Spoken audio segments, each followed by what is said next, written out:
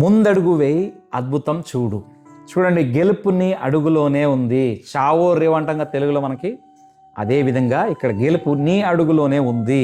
ఎందుకు ఈ మాట చెప్తానంటే 2వ రాజుల గ్రంథం 7వ అధ్యాయము 3 నుంచి 9 వచ్చిన చదువుకున్నట్లయితే చాలా విషయాలకు నిజంగా అద్భుతకరమైన మాటలు, దేవుని మాటలు మనకు ఉంటాయి. చూడండి, కొన్ని విషయాలు మనం గమనించుకున్నట్లయితే భయం మనల్ని అనేక సార్లు పక్షవాతంలా పట్టి ఉంచిందా? ఈరోజు ఉండొచ్చు కదా.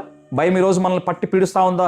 ఏ విధంగా అయితే పక్షపాతం మనల్ని చూసినట్లయితే అది కదలకుండా చేస్తుందో, అలాగే ఈరోజు భయం కూడా మనల్ని ఈరోజు పట్టి పీడిస్తూ ఉందా? ఎవరికైనా జీవితంలో అత్యంత ప్రమాదకరమైన ప్రదేశం ఏదో తెలుసా? ఈరోజు గమనించినట్లయితే ఆపద ఉన్న చోటు కాదు, భయంతో ఆగిపోయిన చోటు.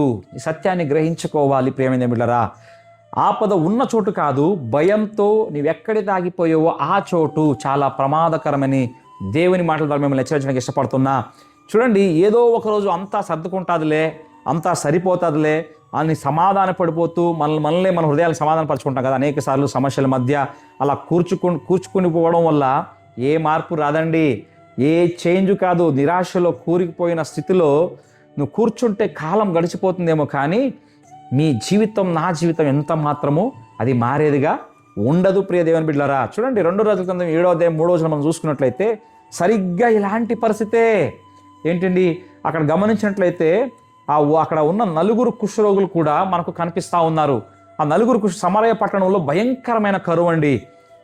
చావు కేకులు వినబడతా ఉన్నా, ఎక్కడ చూసినా ఈ 4 రోగులు సమాజం తృణీకరించబడిన ఆఖరి మనుషులుగా మనం కనపడుతున్నాం. గుమ్మపు వెలుపల బయట చావు కోసం ఎదురు చూస్తున్న వ్యక్తులుగా వీరిని మనము చూడవచ్చండి. కానీ వారిలో ఒకని గుండెలో మాత్రం ఒక విప్లవాత్మకమైన ఆలోచన మొదలైంది. అతడు తన స్నేహితులను చూసి ఒక సింహ గర్జన లాంటి శ్రేష్టమైన ప్రశ్న వేస్తా ఉన్నాడు. అక్కడ ఏంటి ఆ ప్రశ్న అంటే, మనం ఇక్కడ చనిపో వరకు ఎందుకు కూర్చోవాలి? గమనించినట్లయితే ఈ ఒక్క ప్రశ్న వారిలోని భయాన్ని చంపేసిందండి, వారిని నడిచే సైనికులుగా మార్చింది. ఈరోజు దేవుడు మన హృదయ తలుపులు తడుతూ అడుగుతున్న ప్రశ్న కూడా ఇదే. ఎందుకు కూర్చుని ఇక్కడే చావాలి అనే ప్రశ్న ఈరోజు పరిశుద్ధ దేవుడు నీ ముందు, నా ముందు ఉంచుతున్నాడు. దేవుని సంగమా, మొట్టమొదటి విషయం మనం గమనించినట్లయితే ఆగిపోవడం అంటే నశించిపోవడమే. మళ్ళీ చెప్తున్నా, ఒకే చోటు ప్రమాదకరమైన స్థలంలో భయంతో నువ్వు ఆగిపోయినట్లయితే అది నశించిపోవడమే. సత్యాన్ని గ్రహించుకో. ఈ 4 కుష్ఠరోగులు మనం చూసుకున్నట్లయితే కూర్చున్న ప్రదేశం గుమ్మం అండి, ఒక ద్వార వెలుపలది. అది లోపలికి వెళ్ళనివ్వదు, బయట కూడా బ్రతకనివ్వదు. అది ఒక స్తంభించిపోయిన, ఒక స్థగితమైన స్థితి అండి. స్తంభించిపోయిన స్థితిగా మనం చూడవచ్చు. చాలాసార్లు మనం కూడా మన పాత బాధల్లో, పరాజయాల్లో, అవునండి, నా వల్ల ఏమీ కాదు అనే నెగిటివ్, నకారాత్మకమైన ఆలోచనలో కూర్చుండిపోతాం కదా. చాలాసార్లు అక్కడే ఉంటే సురక్షితంగా ఉన్నట్టు, కంఫర్ట్ జోన్లో ఉన్నట్టు అనిపిస్తూ ఉంది, కానీ అది మెల్లగా మనల్ని ఆత్మవిశ్వాసంలో, ఆధ్యాత్మికతలో చంపేస్తుందని ఎప్పుడైనా నువ్వు గ్రహించుకున్నావా? సత్యాన్ని గ్రహించుకోవాలి. చూడండి, కూర్చుంటే వచ్చేది కేవలం చావు మాత్రమే. సత్యాన్ని గ్రహించుకోండి ప్రియులారా. ముందడుగు వేస్తేనే దేవుని కృపను, అద్భుతాన్ని, ఆయన హస్తాన్ని చూడగలుగుతాం. ప్రియమైన దేవుని బిడ్డలారా, మనం ఎక్కడ ఆగిపోయాం ఈరోజు? మీరు ఎక్కడ ఆగిపోయారో ఈరోజే గుర్తించండి. ఆ భయంకరమైన స్థితిలో కూర్చోవడం చాలు అని తేల్చి చెప్పేయండి ఈరోజు మన మనసుతోటి. మనం గమనించుకున్నట్లయితే 2వ విషయం చూసుకున్నట్లయితే, నీవు నేను వేసే ఒక్క అడుగు దేవుని యొక్క మహత్తర విజయం అనే సత్యాన్ని ఈరోజు గ్రహించుకోవాలి.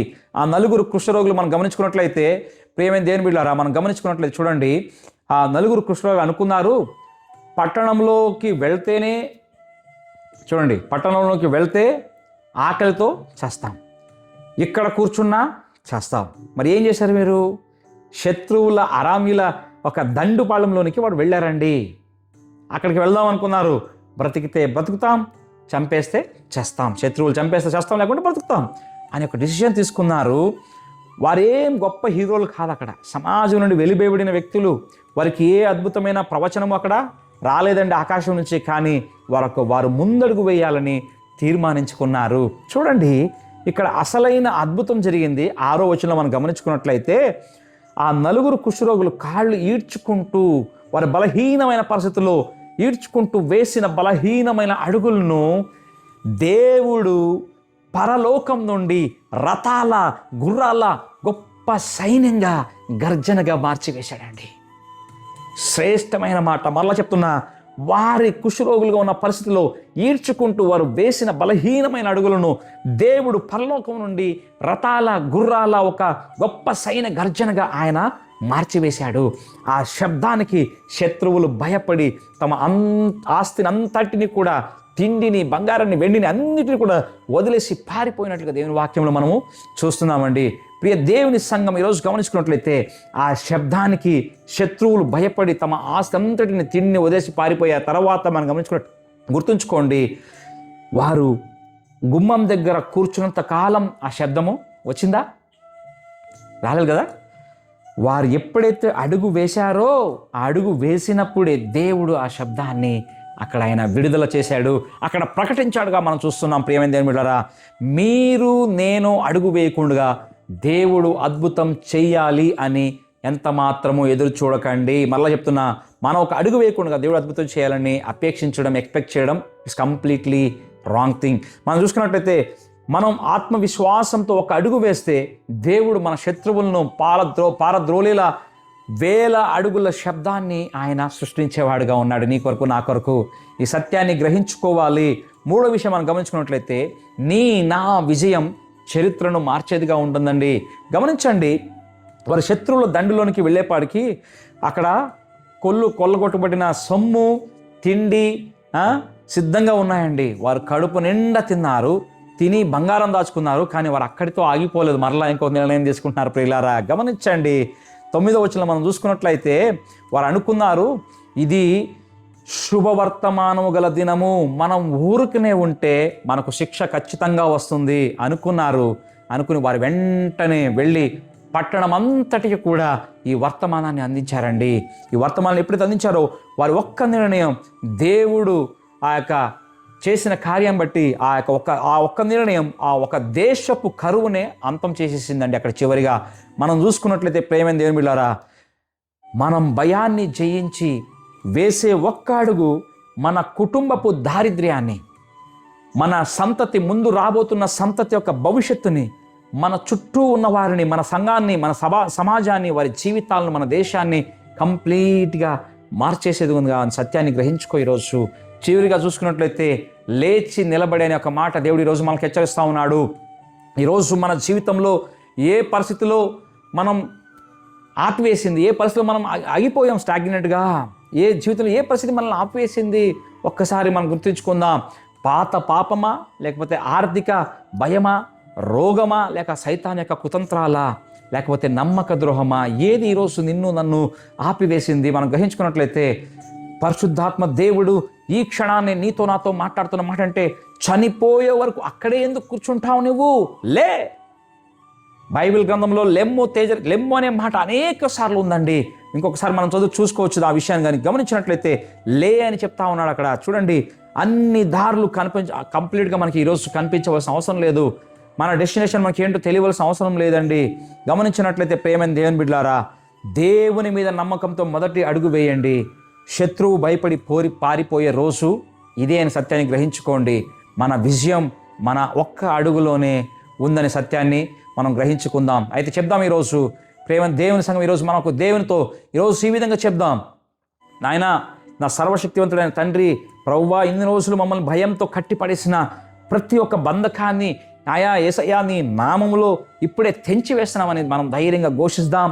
ఇక మేము ఎంత మాత్రం నిరాశలో మేము నిస్పృహలో మేము కూర్చోమని ఘోషిద్దాం. ఏంటి విశ్వాసంతో ముందు అడుగు వేస్తామని చెప్దాం. అంత మాత్రమే కాదు, మా బలహీనమైన అడుగులను నీ శక్తితో బలపరచుని ఆయన వేడుకుందాం. ప్రియ దేవుని సంగమా, శత్రువు యొక్క పాళ్యాన్ని చెదురు చేసి నా యొక్క విజయాన్ని మాకు దయచేయమని ఆయన శక్తి గల నామములు అడిగితే ఖచ్చితంగా వారు అనుభవించిన జయాన్ని ఈరోజు నువ్వు నేను కూడా అనుభవించండి. ఒక్కసారి గుర్తుంచుకోండి, 4 కుష్ఠరోగులండి, సమాజం వెలివేసిన వ్యక్తులు, అప్పుడు దాకా అక్కడే ఉన్నారు, వారి జీవితం మారలే. చావో రేవో ఎప్పుడైతే డిసిషన్ తీసుకున్నారో ఒక్క అడుగు, వారి బలహీనమైన అడుగులు, మనం చెప్తున్నా ఈడ్చుకునే అడుగుల్నే దేవుడు భయంకరమైన రథ గుర్రాల శబ్దంగా, రౌతుల శబ్దంగా, సింహ గర్జనలా మార్చివేశాడు.